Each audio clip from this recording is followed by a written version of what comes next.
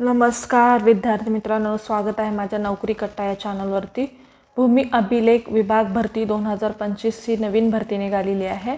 Official notification आलं असून form भरायला सुरुवात झाली आहे। आपण संपूर्ण सविस्तर माहिती पाहणार आहोत। फॉर्म कसा भरायचा, अर्ज कधीपासून भरायचा, लास्ट डेट का आहे, एज्युकेशन क्वालिफिकेशन काय लागणार आहे, पगार किती असणार आहे, फॉर्म कुठे भरायचा, अशा प्रकारची संपूर्ण माहिती आपण या व्हिडिओमध्ये पाहणार आहोत। तर व्हिडिओ शेवटपर्यंत पहा। अशाच माहितीसाठी आमच्या चॅनलला सबस्क्राइब करा, बेल आयकॉनला प्रेस करा, लाईक करा, शेअर करा। चला तर मग आपण संपूर्ण माहिती पाहूया। भूमी अभिलेख विभाग भरती 2025 ची भरती निघालेली आहे। वय तुम्हाला इथे 18 ते 43 वर्षापर्यंत अर्ज करू शकता। अर्ज पद्धती इथे ऑनलाईन करायची, संधी सोडू नका, लगेचच तुम्ही इथे अर्ज करू शकता। चला तर मग आपण संपूर्ण सविस्तर माहिती पाहूया। भूमी अभिलेख विभाग भरती 2025 ची भरती निघालेली आहे। भूमी अभिलेख विभाग अंतर्गत इच्छुक आणि पात्र उमेदवारांकडून अर्ज इथे ऑनलाईन पद्धतीने करायचे आहे। अर्ज करण्याची शेवटची तारीख आहे 24 ऑक्टोबर 2025 पर्यंत तुम्ही इथे अर्ज करू शकता। विभागाचे नाव काय आहे, भूमी अभिलेख विभाग या अंतर्गत ही भरती निघालेली आहे। इथे 903 जागांसाठी इथे भरती निघालेली आहे। खूप चांगल्या जागा आहेत। भूकर मापक, लँड सर्वायवर यांच्यासाठी इथे भरती आहे। वयोमर्यादा आहे 18 ते 38 वर्षापर्यंत तुम्ही इथे अर्ज करू शकता। मागासवर्गीय वर्गासाठी 5 वर्षाची सूट इथे देण्यात आली आहे। कोण अर्ज करू शकतात, तर महाराष्ट्र राज्यातील उमेदवार इथे अर्ज करू शकतात। अनुभव आणि फ्रेशर उमेदवार इथे अर्ज करू शकतात का, तर हो।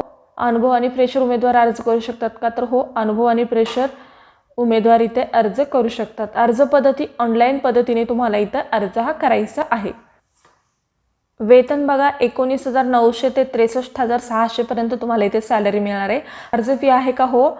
मागास वर्गासाठी 1000 रुपये आणि मागास वर्गासाठी 900 रुपये इथे फी असणार आहे। नोकरीचे प्रकार बघा, परमनंट भरती असणार आहे। निवड प्रक्रिया ही परीक्षेद्वारे केली जाणार आहे। अर्ज सुरू होण्याची तारीख आहे 1 ऑक्टोबर 2025 पासून इथे अर्ज भरायला सुरुवात झालेली आहे आणि अर्ज करण्याची शेवटची तारीख आहे तर 24 ऑक्टोबर 2025 पर्यंत तुम्ही इथे अर्ज करू शकता। अधिकृत वेबसाईट सुद्धा इथे दिलेली आहे। या वेबसाईटवरती जाऊन तुम्ही संपूर्ण सविस्तर माहिती डिटेलमध्ये पाहू शकता। ठिकाण कुठं आहे, तर महाराष्ट्र हे ठिकाण असणार आहे। त्यानंतर बघूया आपण संपूर्ण सविस्तर माहिती PDF नोटिफिकेशनमध्ये इथे पाहणार आहोत। त्यानंतर आपण एज्युकेशन डिटेल्स आणि जागा वाटप हे सुद्धा पाहूया। बघा, भूमी अभिलेख विभाग या अंतर्गत ही भरती निघालेली आहे।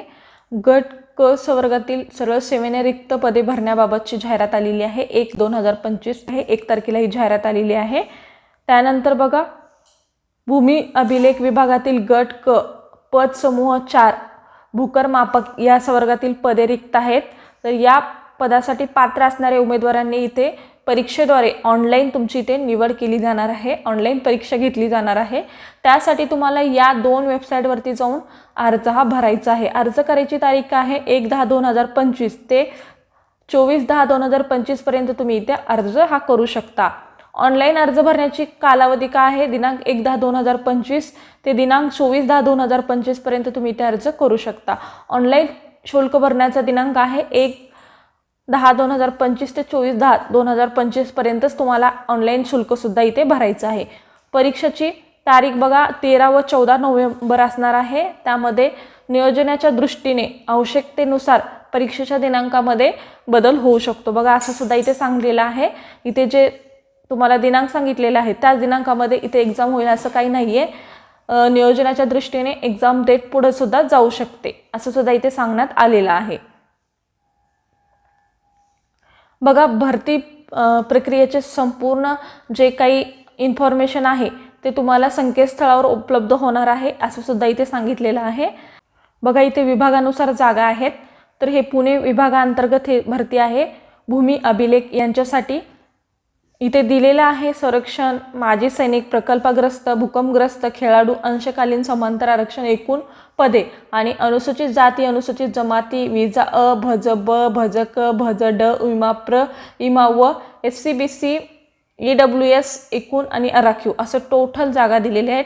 टोटल बघा, असं माजी सैनिकसाठी 11 जागा आहेत, प्रकल्पग्रस्तसाठी 2 जागा आहेत, भूकंपग्रस्तसाठी 2 आहेत, 26 जागा महिलांसाठी आहेत, खेळाडूसाठी 2 आहेत, अंशकालीनसाठी 9 आहेत आणि समांतर आरक्षणसाठी 31 जागा आहेत। एकूण 83 जागांसाठी इथे भरती होणार आहे पुणे जिल्ह्यामध्ये। पुणे जिल्ह्यामधली ही भरती आहे, म्हणजे पुणे विभागामधून 83 जागा आहेत. त्यानंतर बघा मुंबई कोकण प्रदेश यांच्या अंतर्गत किती जागा आहेत आपण पाहूया. माजी सैनिकसाठी 40 जागा आहेत, प्रकल्पग्रस्तसाठी 8 आहेत, भूकंपग्रस्तसाठी 6 जागा आहेत, महिलांसाठी 79 जागा आहेत, खेळाडूसाठी 11 जागा आहेत, अंशकालीनसाठी 28 जागा आहेत, समांतर आरक्षणासाठी 84 जागा आहेत. टोटल 259 इथे जागा असणार आहेत. त्यानंतर बघा नाशिक प्रदेश यांच्यासाठी बघा नाशिक विभागामध्ये किती जागा आहेत बघा. माजी सैनिकसाठी 19 जागा आहेत, प्रकल्पग्रस्तसाठी 6 जागा आहेत, भूकंपग्रस्तसाठी 2 जागा आहेत, महिलांसाठी 37 जागा आहेत, खेळाडूसाठी 6 जागा आहेत, अंशकालीनसाठी 12 जागा आहेत, समांतर आरक्षण 42 जागा आहेत. एकूण 124 जागांसाठी ते भरती होणार आहे. त्यानंतर नेक्स्ट विभाग आहे संभाजीनगर, छत्रपती संभाजीनगर यांच्या बघा छत्रपती संभाजीनगरमध्ये किती जागा आहेत आपण पाहूया. माजी सैनिकसाठी 31 आहेत, प्रकल्पग्रस्तसाठी 10 आहेत, भूकंपग्रस्तसाठी 4 आहेत. त्यानंतर बघा महिलांसाठी 63 जागा आहेत, खेळाडूंसाठी 10 जागा आहेत, अंशकालीनसाठी 21 जागा आहेत, समांतर आरक्षणासाठी 71 जागा आहेत. असे टोटल 210 जागांसाठी छत्रपती संभाजीनगरमध्ये जागा असणार आहेत. नेक्स्ट बघा अमरावती विभागासाठी किती जागा आहेत ते सुद्धा इथे पाहूया आपण. माजी सैनिकसाठी 17 जागा आहेत. टोटल सगळ्या कास्टमधून या जागा आहेत. टोटल सांगते मी फक्त. प्रकल्पग्रस्त ते तुमच्या कॅटेगरीनुसार किती जागा आहेत ते तुम्ही पाहू शकता. माजी सैनिकसाठी 17 जागा आहेत, प्रकल्पग्रस्तसाठी 5 जागा आहेत, भूकंपग्रस्तसाठी 1 जागा आहे, महिलांसाठी 38 जागा आहेत, खेळाडूंसाठी 6 जागा आहेत, अंशकालीनसाठी 12 जागा आहेत, समांतर आरक्षणासाठी 37 जागा आहेत आणि एकूण 117 जागा इथे असणार आहेत. त्यानंतर नागपूर विभागांतर्गत बघा माजी सैनिकसाठी 17, प्रकल्पग्रस्तसाठी 5, भूकंपग्रस्तसाठी 2, महिलांसाठी 32, खेळाडूंसाठी 5, अंशकालीनसाठी 12, समांतर आरक्षण 37 आणि एकूण 110 इथे जागा आहेत. त्यानंतर बघा वयोमर्यादा इथे दिलेली आहे आणि तुमचं एज्युकेशन सुद्धा इथे सांगितलेलं आहे. उमेदवार अर्ज सादर करावयाच्या अंतिम दिनांक बघा उमेदवार अर्ज सादर करावयाच्या अंतिम दिनांकापर्यंत जे वय आहे ते ग्राह्य धरलं जाणार आहे. गट क भूकर मापक यांना काय गरजेचं आहे बघा, मान्यताप्राप्त अभियांत्रिकी महाविद्यालयातील किंवा मान्यताप्राप्त संस्थेकडील स्थापत्य अभियांत्रिका पदवी, डिप्लोमा इन सिव्हिल इंजिनियर किंवा माध्यमिक शालांत परीक्षा उत्तीर्ण केल्यानंतर औद्योगिक प्रशिक्षण संस्थेचे 2 वर्षाचे संरक्षक व्यवसायाचे प्रमाणपत्र. बघा तुम्हाला इथे डिप्लोमा इन सिव्हिल इंजिनिअरिंग असणं गरजेचं आहे किंवा मग इंजिनिअरिंग असाल तर तुम्ही इथे अर्ज करू शकता किंवा 2 वर्षाचे जे औद्योगिक प्रशिक्षण आहे त्या संस्थेमधून 2 वर्षाचा जर तुमचा 2 वर्षाचा जर कोर्स झाला असेल तरी तुम्ही इथे अर्ज करू शकता. त्यानंतर तुम्हाला इथे मराठी टंकलेखन 30 आणि इंग्रजी टंकलेखन 40 हे सुद्धा येणे गरजेचं आहे किंवा मग इथं किंवा संगणक टंकलेखन प्रमाणपत्र असेल तरी चालेल. त्यामध्ये असं सांगितलेलं आहे उपरोक्त 2 मध्ये नमूद केलेल्या टंकलेखन विषयाची अर्हता पूर्ण करत नसलेल्या व्यक्ती सदर पदासाठी अर्ज करण्यास पात्र ठरेल, परंतु अशा व्यक्तीने सदर अर्हता नियुक्तीच्या दिनांकापासून 2 वर्षाच्या आत प्राप्त करणे आवश्यक राहील. बघा तुमच्याकडे जर टंकलेखनचं सर्टिफिकेट नसेल तरी चालेल, पण जेव्हा तुम्ही पात्र झालात त्याच्यानंतर 2 वर्षाच्या आत तुमच्याकडे सर्टिफिकेट येणं गरजेचं आहे असं सुद्धा इथे सांगितलेलं आहे. आणि तुम्हाला बघा वय काय लागणार आहे, 18 ते 38 वर्षापर्यंत तुम्ही इथे अर्ज करू शकता.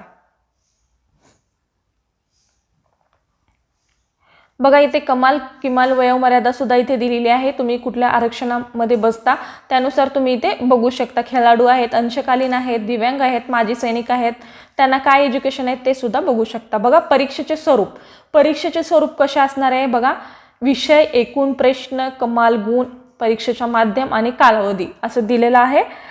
इंग्रजीसाठी 25 प्रश्न असणार आहेत, 50 गुण असणार आहेत, इंग्रजी माध्यम असणार आहे इथे आणि कालावधी 30 मिनिटे तुम्हाला इथे असणार आहे. मराठी 25 क्वेश्चन 50 गुण, मराठी माध्यम हे मराठीच असणार आहे, 30 मिनिट तुम्हाला इथे टाइम मिळणार आहे. सामान्य ज्ञानसाठी 25 क्वेश्चन 50 गुण, मराठी व इंग्रजी माध्यम असणार आहे, 30 मिनिटे तुमच्याकडे वेळ असणार आहे. बौद्धिक चाचणी आणि अंकगणित दोन्ही असणार आहेत, 25 क्वेश्चन 50 गुण. परीक्षेचे माध्यम इंग्रजी किंवा मराठी असणार आहे. 30 मिनिटे तुम्हाला इथे कालावधी देण्यात येणार आहे. एकूण 100 गुण, 200 मार्क आणि 120 मिनिट टाईम तुम्हाला इथे मिळणार आहे. बघा परीक्षा शुल्क इथे काय लागणार आहे तुम्हाला. मागास प्रवर्गासाठी 1000 रुपये आणि मागास प्रवर्गासाठी 900 रुपये अशी तुम्हाला इथे शुल्क लागू राहणार आहे. आणि माजी सैनिक असतील त्यांना कुठल्याही प्रकारचे शुल्क लागू राहणार नाही असं सुद्धा इथे सांगण्यात आलेलं आहे.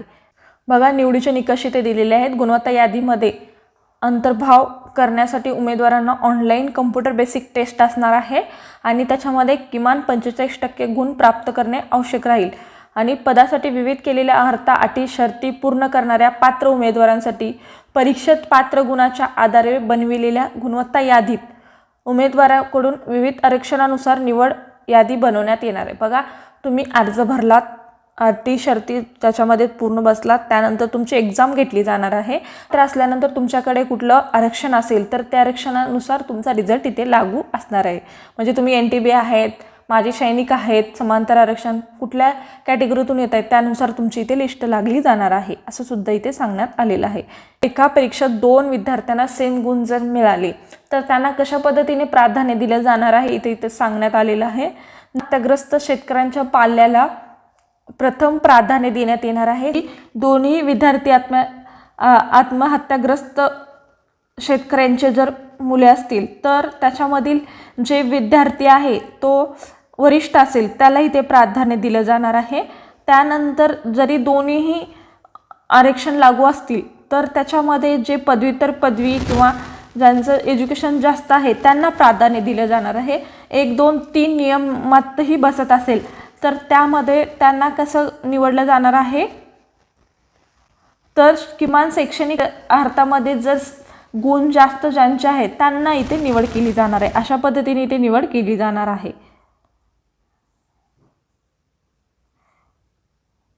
त्यानंतर वरील पदाकरिता अर्ज करण्याच्या उमेदवारांना सूचना सुद्धा इथे दिलेल्या आहेत.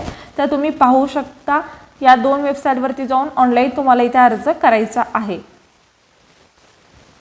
बघा इथे काही माहिती दिलेली आहे ते तुम्ही पाहू शकता. सर्वसाधारण अटी सुद्धा इथे दिलेल्या आहेत. त्यानंतर आर्थिकदृष्ट्या प्रबल असणाऱ्या, सामाजिक शैक्षणिक दृष्ट्या आरक्षण, दिव्यांग आरक्षण हे सुद्धा इथे दिलेलं आहे ते पण तुम्ही पाहू शकता. अनाथ, माजी सैनिक, भूकंपग्रस्त आरक्षण हे सगळे आरक्षणासाठी काय नियम आहेत ते तुम्ही वाचून पहा. त्यानंतर बघा इथे सांगण्यात आलेलं आहे कारणास्तव जर एक्झाम पुढे गेली तर तुम्हाला या संकेतस्थळावरती जो काही लेखी स्वरूपाचा पत्रव्यवहार केला जाणार आहे तो या वेबसाईटवरती प्रसिद्ध केला जाणार आहे. तर ती वेबसाईट तुम्ही सारखं पाहणं गरजेचं आहे. आणि त्यानंतर तुम्हाला जर अर्ज भरते वेळेस तुम्हाला इथे नागरी कुटुंब प्रतिज्ञापत्र म्हणजे लहान कुटुंब प्रतिज्ञापत्र सुद्धा भरायचं आहे.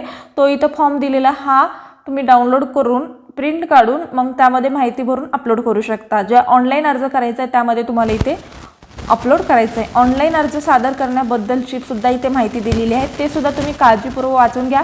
त्यानंतर तुम्ही इथे अर्ज हा करू शकता.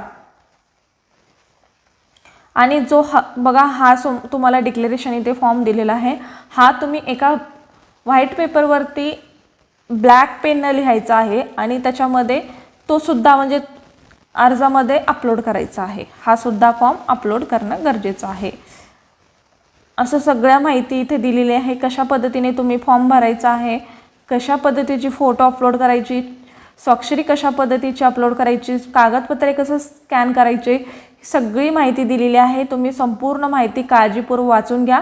त्यानंतर तुम्ही इथे फॉर्म भरू शकता. अशा पद्धतीची संपूर्ण सविस्तर माहिती होती. आजचा व्हिडिओ इथेच संपवतो. आजचा व्हिडिओ कसा वाटला कमेंटद्वारे कळवा. अशाच प्रकारचे नवनवीन व्हिडिओ पाहण्यासाठी आमच्या चॅनलला सबस्क्राईब करा, बेल आयकॉनला प्रेस करा, लाईक करा, शेअर करा. धन्यवाद.